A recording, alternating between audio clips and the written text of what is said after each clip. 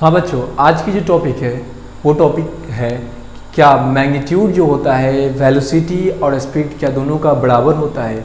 कहने का मतलब कि हर जगह स्पीड और वेलोसिटी बराबर होता है क्या। तो देखिए हम लोग देखते हैं क्वेश्चन लिखा हुआ है is magnitude of speed and velocity are equal, ऐसा होता है क्या। तो हम लोग एक एग्जांपल लेते हैं।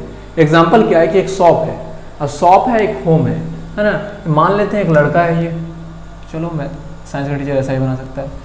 एक लड़का है जो क्या करता है, घर से शॉप की तरफ जाता है ना।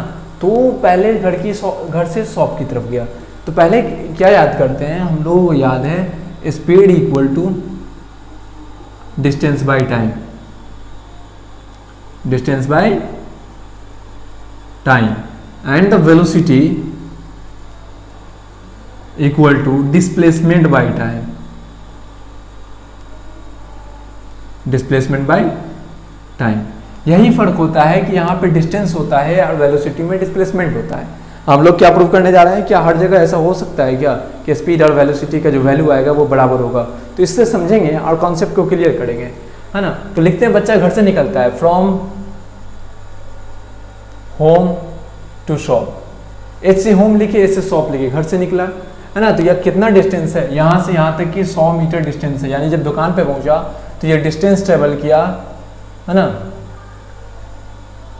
डिस्टेंस क्या ट्रेवल किया, 100 मीटर, डिस्टेंस 100 मीटर। और टाइम कितना लगा, टाइम लगा 50 सेकेंड। क्या लगा, 50 सेकेंड। तो यहां पे अगर स्पीड निकालते हैं तो स्पीड क्या होगा, distance by time, distance by time. तो डिस्टेंस 100 मीटर है, ये 50 है। जब ये कटेगा तो क्या आएगा, 2 आएगा। यानी कि हमारा स्पीड क्या हुआ, 2 मीटर पर सेकेंड। अगर यहाँ पे क्या होगा, अब देखिए जब स्पीड निकाले तो ये आया। डिस्प्लेसमेंट निकालते हैं।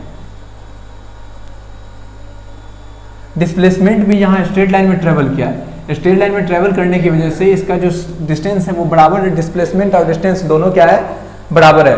तो डिस्प्लेसमेंट जो होगा वो 100 मीटर होगा और टाइम भी इसका टाइम क्या होगा, टाइम तो सेम होगा, इससे कोई फर्क पड़ने वाला है नहीं। तो ये 50 सेकेंड है।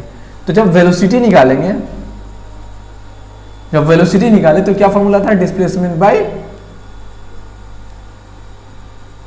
Bye time, displacement by time. जब डिस्प्लेसमेंट रखते हैं तो ये भी 100 मीटर, 100 है, ये 50 है, कटेगा मीटर पर सेकेंड, ये कटेगा तो 2 आएगा। हमारा आंसर क्या है, 2 मीटर पर सेकेंड। कंडीशन नंबर 1, जब वो घर से निकला था, घर से निकला शॉप की तरफ गया तो वो स्ट्रेट लाइन में ट्रेवल किया था, तो उसका स्पीड और वेलोसिटी दोनों क्या था, बराबर था। अब केस नंबर 2, अब केस क्या होता है केस नंबर 2 में कि वो अपने घर रिटर्न चला जाता है। रिटर्न क्या चलाता है, घर। तो अब उसका डिस्टेंस क्या होगा, डिस्टेंस चला यहां से था 100 मीटर आया, फिर 100 मीटर वापस किया। टोटल एक बॉडी जो टोटल कवर करता है ना खुद से, वो डिस्टेंस होता है। तो 100 मीटर आया, 100 मीटर गया, पूरा कितना हुआ, 200 मीटर हुआ, है ना। तो 100 metre plus 100 metre equal to 200 metre. The total distance traveled by a boy is 200 meter. And the time become the twice. Means 50 second आने में और 50 सेकेंड जाने में। रिटर्न गया घर तो क्या हुआ, 100 सेकेंड लिखते हैं, मिनट में अभी नहीं लिखना है ना, 100 सेकेंड होगा। तो इसका स्पीड जब निकालेंगे, स्पीड क्या होगा, स्पीड क्या होगा, डिस्टेंस बाय टाइम। जब डिस्टेंस बाय टाइम निकालेंगे तो डिस्टेंस 200 बाय 100 क्या आया, 2 आया, यानी 2 मीटर पर सेकेंड। टोटल डिस्टेंस क्या हो गया, 2 मीटर पर सेकेंड। अब देखते हैं कि ये जो रिटर्न चला गया तो अब वेलोसिटी हमारा क्या बचा। तो वेलोसिटी के लिए हमें क्या क्या जरूरत है, डिस्प्लेसमेंट का और टाइम का। तो पहले क्या लिखेंगे, डिस्प्लेसमेंट। डिस्प्लेसमेंट क्या हुआ, ये घर से निकला फिर घर रिटर्न चला गया, तो डिस्प्लेसमेंट हमारा 0 हो गया, 0 मीटर। जहां जिस पॉइंट से शुरू करे अगर उसी पॉइंट पे खत्म होता है तो डिस्प्लेसमेंट हमारा क्या होता है, 0 होता है। टाइम तो लगेगा ही, टाइम क्या हुआ, जाने में 50 सेकेंड, आने में 50 सेकेंड, ये तो वापस नहीं होने वाला ना, 100 सेकेंड।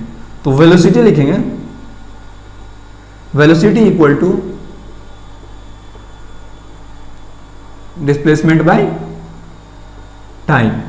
अब ये 0 है, ये 100 सेकेंड है ना, बराबर 0 हो जाएगा। यानी कि ये हमेशा इक्वल नहीं होता है ना, हमेशा स्पीड और वेलोसिटी का मैग्नीट्यूड इक्वल नहीं होगा, अलग अलग हो सकता है, ये कंडीशन पे अप्लाई करता है ना। बराबर कब होगा? जब डिस्टेंस और डिस्प्लेसमेंट बराबर हो तो स्पीड और वेलोसिटी दोनों बराबर होगा, डिस्टेंस और डिस्प्लेसमेंट बराबर हो। आपको याद होगा कि डिस्टेंस और डिस्प्लेसमेंट सिर्फ स्ट्रेट लाइन में एक बॉडी ट्रेवल करता है, कहीं पे जाके रुक जाता है, रिटर्न नहीं आएगा, रुक जाता है, तो वहां पे डिस्टेंस और डिस्प्लेसमेंट बराबर होता है। तो ये बातें हुई, तो आप लिखिएगा, no it is not possible in each and every condition the magnitude of speed and velocity are equal, है ना। तो आते हैं, ये काम हो गया। अब बात है एक्सेलरेशन की। तो एक्सेलरेशन क्या है? Acceleration is rate of changes of its velocity. Velocity का बदलना क्या होता है? एक्सेलरेशन कहलाता है। अब समझिए, आप गाड़ी चला रहे थे 20 किलोमीटर पर आवर की स्पीड से, है ना, वेलोसिटी था 20 किलोमीटर पर आवर, उसके बाद आप रैंडमली बढ़ा दिए हैं उसका वेलोसिटी, कर दिए 30 किलोमीटर पर आवर। तो ये चेंजेस हुआ, 20 से 30 का गया, इसमें फर्क कितना का था? तो 10 का फर्क था। यही जो 10 किलोमीटर पर आवर जो था ना, यही आपका एक्सेलरेशन हुआ। तो एक्सेलरेशन जब बढ़ता है तो भी एक्सेलरेशन होता है, जब घटता है तो भी एक्सेलरेशन होता है। तो अगर बदलता हो, है ना, अगर आप 20 के स्पीड में, आप कुछ देर बाद भी 20 के स्पीड में, कुछ देर बाद भी 20 के स्पीड में, यानी कि आपका वेलोसिटी जो है वो यूनिफॉर्म वेलोसिटी है, कोई चेंजेस नहीं हो रहा है, तो वहां पे एक्सेलरेशन क्या होगा? 0 होगा, क्योंकि आपकी वेलोसिटी में चेंजेस नहीं आ रही है। एक्सेलरेशन कब बनेगा?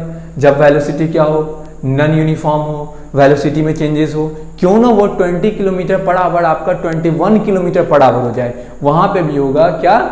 1 किलोमीटर पर आवर स्क्वायर का वेलोसिटी एक्सेलरेशन। तो यहाँ पे एक्सेलरेशन हुआ, तो एक्सेलरेशन इक्वल टू फॉर्मूला है final velocity minus initial velocity by time, है ना, a equal to v minus u by t, a for acceleration, u for initial velocity, v for final velocity, t for time. तो ये लिखते हैं, यानी कि acceleration का कोई अगर फार्मूला पूछे तो क्या होता है? a equal to v minus u by t, है ना। अब मामला क्या है? अब एक्सेलरेशन आता क्या चीज़, इसका ऐसा यूनिट क्या होता है? ये भी मीटर पर सेकंड में होता है, ये भी कैच में होता है मीटर पर सेकंड में, ये सिर्फ सेकंड में होता है। घटने के बाद कोई भी वैल्यू आए, 1 ही आ जाए, तो क्या होगा? मीटर पर सेकंड बाई सेकंड, है ना। यानी कि ये एक्सेलरेशन जो आता है मीटर पर सेकंड स्क्वायर में आता है। एक्सेलरेशन का यूनिट क्या हुआ, है ना, यानी कि इससे पता चलता है कि a इक्वल टू 5 मीटर पर सेकंड स्क्वायर, यानी कि जो आएगा वो टाइम का स्क्वायर होगा।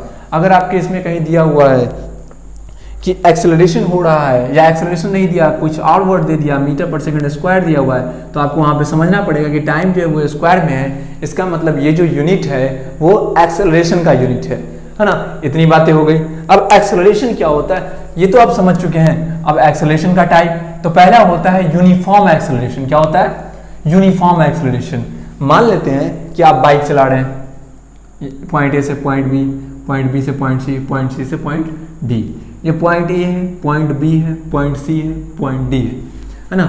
यहाँ पे आपका स्पीड था 20 किलोमीटर पर आवर, वेलोसिटी आपका क्या था? 20 किलोमीटर पर आवर। यहाँ पे वेलोसिटी हो गया 30 किलोमीटर पर आवर, यहाँ पे हो गया 40 किलोमीटर पर आवर। यानी कि आपका जो वेलोसिटी चेंज हो रहा है, changes of velocity in the uniform form, है ना, ये 10-10 का ही लगातार फर्क आ रहा है। अगर इस तरह का लगातार जो इंटरवल है, इक्वल इंटरवल होगा, तो वो जो एक्सेलरेशन बनेगा वो यूनिफॉर्म एक्सेलरेशन बनेगा। अब यूनिफॉर्म समझने का तुरंत समझ में आता है कि नॉन यूनिफॉर्म इसका ऑपोजिट होगा। तो नॉन यूनिफॉर्म क्या है? डिस्टेंस सेम है ना, डिस्टेंस क्या है? सेम है। लेकिन मान लेते हैं अगर यहाँ पे इसका वेलोसिटी 20 किलोमीटर पर आवर है, तो यहाँ पे हो सकता है 40 किलोमीटर पर आवर हो जाए, और हो सकता है कि यहाँ पे 45 किलोमीटर पर आवर हो जाए। ये कोई रेशियो नहीं है, distance is equal but the amount of rate of changes of velocity is not equal, है ना, ये इक्वल नहीं है। तो इससे ये पता चलता है ये क्या हुआ? Non uniform acceleration. ऊपर वाला यूनिफॉर्म एक्सेलरेशन डिनोट करता है, ये नॉन यूनिफॉर्म एक्सेलरेशन डिनोट करता है। अब अगला टॉपिक है रिटार्डेशन और डिक्लेरेशन और नेगेटिव एक्सेलरेशन, है ना। मतलब क्या है? तो अब नेगेटिव एक्सेलरेशन समझ जाइए, it is known as retardation. यानी कि कहने का मतलब एक्सेलरेशन क्या होता है? जब पॉजिटिव आता है वैल्यू तो एक्सेलरेट करता है यानी बढ़ता है, और दूसरा जब निगेटिव आता है तो उसी को निगेटिव एक्सेलरेशन कहते हैं या रिटार्डेशन कहते हैं उसे।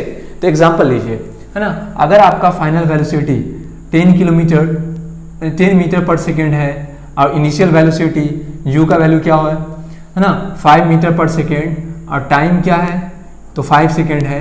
अगर आप यहाँ पे वैल्यू निकालते हैं तो a equal to v minus u by t होता है, वैल्यू पुट कीजिएगा 10 माइनस 5, ये मीटर पर सेकेंड है ना। और टाइम क्या है आपका 5 है, यानी कि 5/5 आएगा, कटेगा, यानी कि 1 मीटर पर सेकेंड स्क्वायर इसका क्या हो रहा था, एक्सेलरेशन हो रहा था। अगर एक्सेलरेशन पॉजिटिव आ जाए है ना, तो उसको सिर्फ और सिर्फ एक्सेलरेशन कहेंगे। एक्सेलरेशन का वैल्यू क्या आ जाए, पॉजिटिव आ जाए, तो सिर्फ और सिर्फ उसको एक्सेलरेशन कहेंगे। वहीं पे होता है कि अगर u का वैल्यू है ना 5 मीटर पर सेकेंड है और v का वैल्यू 10 मीटर पर सेकेंड है और टाइम क्या है, सिमिलरली 5 सेकेंड ले लेते हैं ना। ये एक एग्जांपल है, इक्वल टू फार्मूला चेंज नहीं होने वाला है, एक्सेलरेशन निकालो या नेगेटिव एक्सेलरेशन निकालो है ना, तो फार्मूला वही होगा है ना t। तो ये क्या हुआ 5 माइनस 10 मीटर पर सेकेंड बाई 5 सेकेंड है ना, तो ये -5 मीटर पर सेकेंड बाई 5 सेकेंड, इससे ये कटेगा तो -1 मीटर पर सेकेंड स्क्वायर। अगर एक्सेलरेशन का वैल्यू नेगेटिव आ जाए तो समझ जाइए वो रिटार्डेशन है, अगर पॉजिटिव आए तो वो क्या है, एक्सेलरेशन है। अब अपने भाषा में किस तरह समझेंगे है ना, सिंपल भाषा में, तो कहने का मतलब कि अगर आप स्पीड बढ़ा देते हैं तो वो एक्सेलरेट किया, स्पीड बढ़ा तो पॉजिटिव वैल्यू आएगा, क्योंकि आपका इनिशियल जब आप शुरू करते हैं तो वो स्पीड कम होता है और फाइनल जो जहां पे पहुंच जाते हैं वो ज्यादा होता है। जब इनिशियल वेलोसिटी कम हो फाइनल वेलोसिटी ज्यादा हो तो आंसर क्या चीज में आता है, पॉजिटिव आता है। अगर ये पॉजिटिव आए तो ये क्या होता है, एक्सेलरेशन होता है। लेकिन वही जब आप स्पीड कम कर रहे हो, गाड़ी लगा रहे हो है ना, या गाड़ी बंद कर रहे हो, यानी कि स्पीड क्या कर रहे हो, कम कर रहे हो। जब स्पीड कम करोगे तो उसे को रिटार्डेशन कहते हैं, यानी कि आप जो स्पीड में आ रहे थे वो स्पीड आपकी ज्यादा थी, लेकिन आपका जो फाइनल वेलोसिटी, आपका इनिशियल वेलोसिटी ज्यादा था, लेकिन फाइनल जब आप रुक रहे हैं गाड़ी, यानी कि या गाड़ी स्टॉप हो जाए तो गाड़ी रुक गई तो फाइनल वेलोसिटी 0 हो गया या कम हुआ। जब इनिशियल वेलोसिटी कम हो फाइनल वेलोसिटी ज्यादा हो, अच्छा ये इरर है ना, उल्टा हो गया, वी यू है ना, फाइनल वेलोसिटी कम हो इनिशियल वेलोसिटी ज्यादा हो तो क्या होगा, फाइनल वेलोसिटी कम हो इनिशियल वेलोसिटी ज्यादा होगा तो मामला होगा कि ये निगेटिव में आएगा। निगेटिव जब आएगा मेरे भाई तो हमेशा याद रखना कि ये क्या हुआ, तो रिटार्डेशन हुआ, या उसको निगेटिव एक्सेलरेशन कहो या उसको डिक्लेरेशन कहो, 3 नाम है, पसंद आपकी कि आपको क्या कहना है। जनरली आप अगर निगेटिव एक्सेलरेशन याद रखते हैं तो आप आसानी से, लेकिन फॉर्मूला जो होता है वो सेम होता है, इसमें कोई फर्क नहीं आने वाला। अब देखिए अगला क्वेश्चन, अगला जो टॉपिक छूट गया था वो एवरेज वेलोसिटी है। एवरेज वेलोसिटी छूट गया तो एवरेज वेलोसिटी का फॉर्मूला होता है initial plus final by 2, initial velocity plus final velocity by 2, या इसको लिख सकते हैं v प्लस यू बाई 2, क्योंकि प्लस में है मेरे भाई। आइए एवरेज को डिनोट करने के लिए वेलोसिटी को इसका यूज करते हैं, v पे बांट देते हैं, तो ये बताता है कि जो वेलोसिटी है ये एवरेज वेलोसिटी है। अगर एरो दे देंगे तो बताएगा कि ये वेक्टर है। और दूसरी बात कि एक्सेलरेशन जो है वो डिपेंड किस पे कर रहा है, वेलोसिटी पे। अब वेलोसिटी पहले से क्या है, तो वेलोसिटी क्या है, एक वेक्टर क्वांटिटी है, इसीलिए एक्सेलरेशन भी कौन सा क्वांटिटी हो गया, तो वेक्टर क्वांटिटी हो गया। अगर कोई क्वांटिटी में पूछे तो याद रखिएगा, देखिए वेलोसिटी वेक्टर क्वांटिटी है क्योंकि ये डिस्प्लेसमेंट पे डिपेंड करता है। पहला डिस्प्लेसमेंट वेक्टर क्वांटिटी है, डिस्प्लेसमेंट पे कौन आया, वेलोसिटी आया, वेलोसिटी वेक्टर क्वांटिटी, वेलोसिटी पे कौन आया, वेलोसिटी के जरिए एक्सेलरेशन, यानी ये सब वेक्टर क्वांटिटी है ना। वेक्टर क्वांटिटी से अगर कोई ड्राइव हो गया यूनिट आता है या कोई भी चीज़ आता है तो वो भी वेक्टर होगा।